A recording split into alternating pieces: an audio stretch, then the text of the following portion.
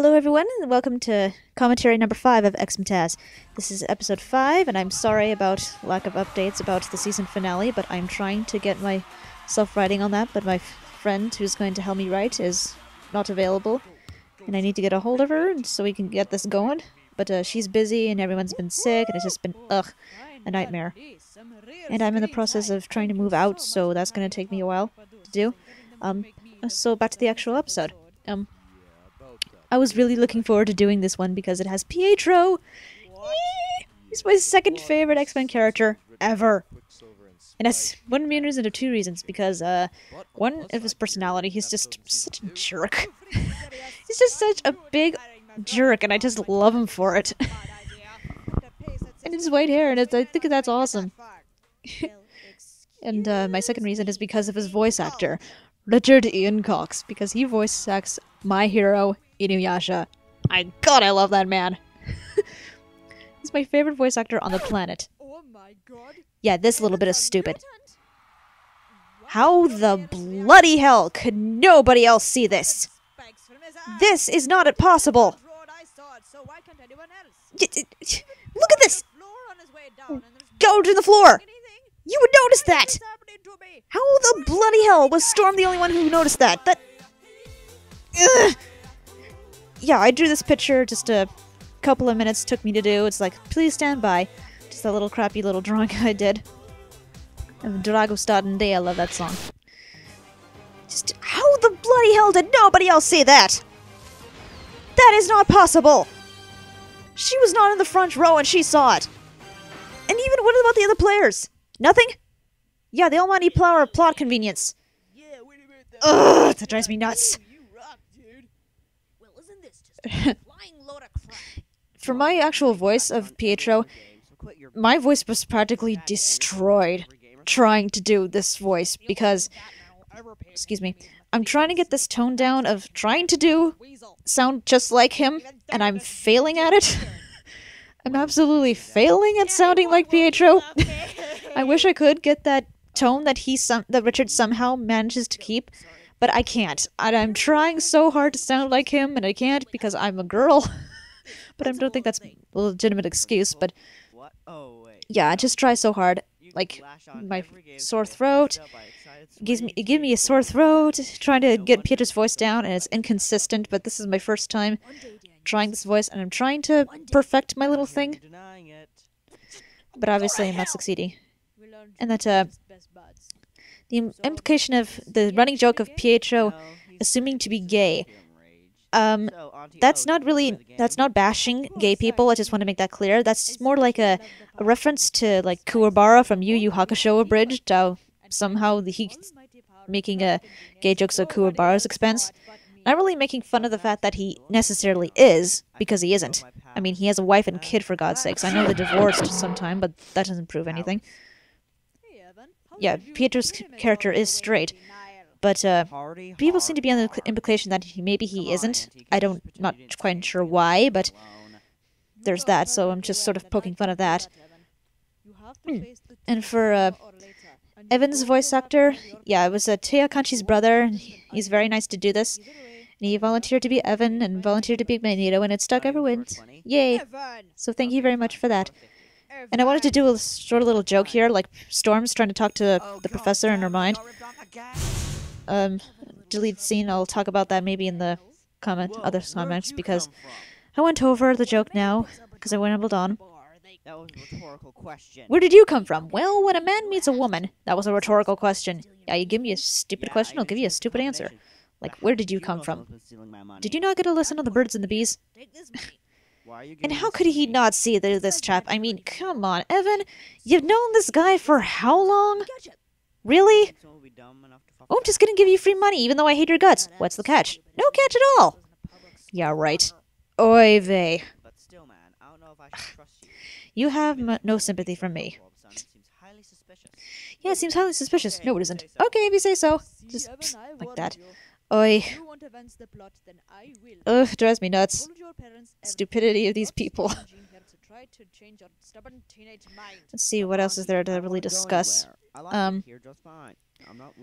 Evan's character himself, I'm not too sure what kind of character he does have, because He's mostly a carbon copy of Marrow, but I think the writers didn't even realize that when they were making his character, that there's technically already is an X-Men character who has his powers, but I don't know if they just put him in for like a token black person. I'm not too sure about that, but yeah, Evan I don't think has really much of a personality himself, so... Oh, and it took me forever to try to come up with a theme song for Evan, because it's just, again, like, what can you say about him? But I thought Move Your Dead Bones from, like, the Reanimator. Excuse me again. I saw it in Canadian Jutsu's video of Naruto Shippuden, or Naruto Abridged. At the end, there was, like, a Kibimaru doing the opening of his bones and dancing around. He had the music playing, and it's like, oh my god, that's perfect! Because he throws bones, too! Yeah, this whole pajama drawer thing, this leads into a nice little story. He could not, for the life of him, say pajama drawer. He tried like 5 or 3 times, tried to say it. And I had the bloopers, but for some stupid thing that I did, I lost them. And I hate myself for it, because it was so funny. Like, pajama drawer. That line is a bitch. Bitch slap barrage. Yeah, it's just a little callback to Inuyasha's character again. For like adamant barrage. Instead, it's bitch slap barrage. Just bitchy bitchy bitchy bitchy. I don't think anybody caught that on, but whatever. It's my shoe, and I'll do what I want with it. And just a little bit about sea turtles. Yeah, I forgot to explain how Logan somehow came back from when Jean threw him off the cliff in episode 4, so I decided to explain it here. Sea turtles. Okay, moving on. You know, he's just badass enough to do it. I'd believe it. If Wolverine told me he came back to the world on sea turtles, I'd believe it. Okay, and for his theme song, this line coming up, I don't know why I love this line so much. Actually, you're both wrong. I could do whatever I want, because I'm voiced by Richard Ian Cox, so catch me if you can, bitches! That's just mostly his catch theme. Sorry, his, oh god, I'm blanking. Moving on. This theme song, Speed Demon. I thought it fit so perfectly with his personality, because, yeah, he is a speed demon. And he's actually been called a speed demon by Mystique in the actual episode. So, yay, continuity! I also had another idea for, like, the song Catch Me If You Can by Matt Pokroy, I believe it's pronounced. Like, la la la la la la la la la, catch me if you can. Or I Ran Away by this flying flock of seagulls. Yeah, turning him into Tasmanian Devil because he spins around, causing a twister. The Roadrunner going zoom. Again, my throat. Oh, my voice. That hurts so much to do. I tried to sound like Richard, but I'm failing at it. Ah!